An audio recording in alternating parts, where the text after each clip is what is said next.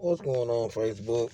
Like I said, I know it's dark as fuck outside, and I got this mask on and everything. I'm not trying to hide my identity or anything like that, but it's one of those things that I was watching. So I watched Danny Garcia, and I was watching, Errol Spence Jr. whatever. For the unification championship match or welterweight, and I was saying that, to a lot of people, I'm like, man, y'all can't really count Danny Garcia out. Danny Garcia did too much in three weight classes, man. 135 pounds, 140, and 147, which is lightweight, super lightweight, and welterweight. He did too much, man. You know what I'm saying? His resume speaks for itself. He fought Lil Matisse when his ass was supposedly the boogeyman of the division. In the lower weight classes. He fought American when he was undefeated. He fought guys that as far as some guys had a lot of dog in them. The guys that he fought. And when he went up to welterweight, hey, he did fight, two guys that ruled the welterweight division. And the thing is, the two guys was Sean Porter and Keith Thurman. So yeah, he fell short on that. He still fell short on those two fights, but it pretty much gave Danny another opportunity or whatever. Even though he fought Alvin Redcap, it gave him another opportunity to go ahead and do his thing. So it's one of those things that when you pretty much take somebody to take a list of accomplishments and, which is a resume, and put it to somebody else's accomplishments or whatever, it looks scary. The only time when you put resumes together, whatever, it's like when you have two opponents that's on top of it, two guys on top of their game, and they finally meeting each other for the first time. I look at it like this. Danny Garcia, he deserved to be in that position because, hey, he on fought two top welterweights already. And, for Errol Spence Jr. to come off the couch crash and fight, Danny Garcia, that was meant to happen because they were going to fight anyway. Because Errol already said, he already predicted it to Terrence Crawford. He already mentioned the Bud Crawford to say, hey man, Al Heyman said I'm gonna fight Mikey, then I was gonna fight Sean Porter, then I might fight Danny, then I might fight Manny Pacquiao, and he already said that. And then when they made the video, when Terrence Crawford said he didn't mention me, right? He said no, he didn't. But I'm not a fanboy or anything like that. I'm not a fanboy of none of these guys. I'm like, I'm one of those type of guys that, hey, if you fucking up, I put your feet to the fire. Thing is, whatever, with Danny Garcia or whatever, let me start off with him. He's a guy that pretty much moved up two weight classes and, fought top guys over there. And then on top of that, he moved up to welterweight and, he fought, two welterweights, fell short from Keith Thurman and fell short from Sean Porter. But it's one of those things that what pissed me off was he fought Ivan Redcatch. I'm looking like, why the fuck is you fighting Ivan Redcatch? He kind of beneath your ass in a way. But and the thing is, whatever, he had a chance to fight Terrence Crawford, and I put it like this: they were like, well, they want enough money, and to fight Terrence Crawford and this and that or whatever. And it's like every time when Terrence Crawford offered, Terrence Crawford want to fight these guys, and Bob Arum can't pay them the money that they seeking, and. Hey, it's a pandemic, man. You know what I'm saying? Everybody taking a hit for it. Everybody taking a hit in a pandemic. So, of course, some of y'all fighting with no crowds. And the thing is, whatever, with Danny Garcia and Errol Spence Jr., they were supposed to fight earlier, but due to the pandemic, they ended up changing, because they were supposed to fight in November. And they ended up changing, from November 28th or no, like November 15th, 28th, some shit like that, and then they end up going to December the 5th, which is this Saturday. So it was mind-boggling to me, because I'm looking like, okay, well, if y'all gonna sit there and change up like that, that's kind of ludicrous, because I thought that, in my little boxing mind or whatever, I thought I thought that Tyson Fury was going to fight Deontay Wilder and Max Bad, but then I ended up finding out, okay, well, Deontay Wilder contract expired, which is his rematch to fight Tyson Fury, Deontay Wilder 3, and I was looking like, oh, okay, no, I see what it is, and Max Bad, but Al Heyman and Tom Brown and the rest of the PBC changed out the date and gave Errol Spence and Danny Garcia that date. I said, And then when I pretty much heard about that, I said, oh, okay, well, that mean that Tyson Fury gonna move on, and he gonna fight somebody else and leave Deontay Wilder ass out in the cold.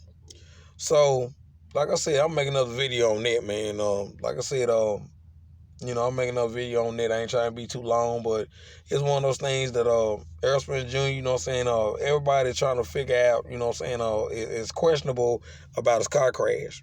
You know what I'm saying? How you gonna do on this car crash? You know what I'm saying? How you gonna do after that, being flipped out of Ferrari and all this other stuff. And the thing is, whatever, I kind of knew that Errol Spence was going to do something drastic, you know what I'm saying, kind of get big-headed a little bit, and then next thing you know what I'm saying, it's going to be something that was going to give him a reality check, like that car crash, and he changed up his persona, Shit, I remember it was a lot of videos, but I remember when Errol Spence Jr.